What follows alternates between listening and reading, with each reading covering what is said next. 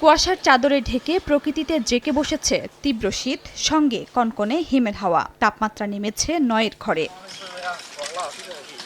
ঘন কুয়াশা এবং হাড় কাঁপানো শীতে বিপর্যস্ত জনজীবন। সড়ক, মহাসড়কে দিনের বেলাতেও হেডলাইট জ্বালিয়ে চলাচল করছে যানবাহন। অনেকে আবার সড়কে খড়কুটো জ্বালিয়ে শীত নিবারণের চেষ্টায়।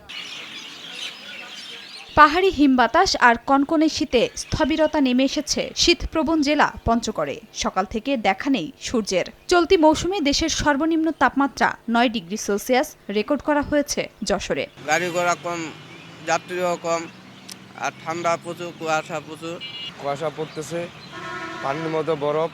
সারাদিন সকালবেলা কাজে আসি খুব কষ্টে। ঠান্ডায় অসহনীয় হয়ে উঠেছে পদ্মাপাড়ের রাজশাহীর স্বাভাবিক জীবনযাত্রা। অবর্ণনীয় দুর্ভোগে ছিন্নমূল ও নিম্ন আয়ের খেটে খাওয়া মানুষ। শীতে রিক্সাতে লোক কম উঠে এখন, আর লোকজন খুব কম। শীতও বেশি, বাতাসও বেশি, ঠান্ডা না আসা খুব কষ্ট।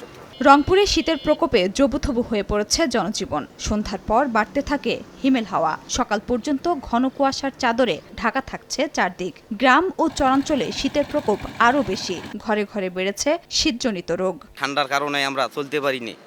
আমরা যেভাবে বাড়াইছি এখনো বিসমিল্লাহ ৬০ পর্যন্ত করতে পারি নাই। গতবারের চেয়ে এবার বেশি, কিন্তু এই শীতের কারণে মানুষের মুখ চুখ ঠোঁট ফাটতেছে, পায়ের গোড়ালি ফাটতেছে। যশোর, চুয়াডাঙ্গা, গোপালগঞ্জ, রাজশাহী, পাবনা, সিরাজগঞ্জ এবং নীলফামারী জেলার ওপর দিয়ে মৃদু শৈত্যপ্রবাহ বয়ে যাচ্ছে এবং কোথাও কোথাও তা অব্যাহত থাকতে পারে বলে জানিয়েছে আবহাওয়া অফিস। খাদিজা স্বপ্না, সময় সংবাদ।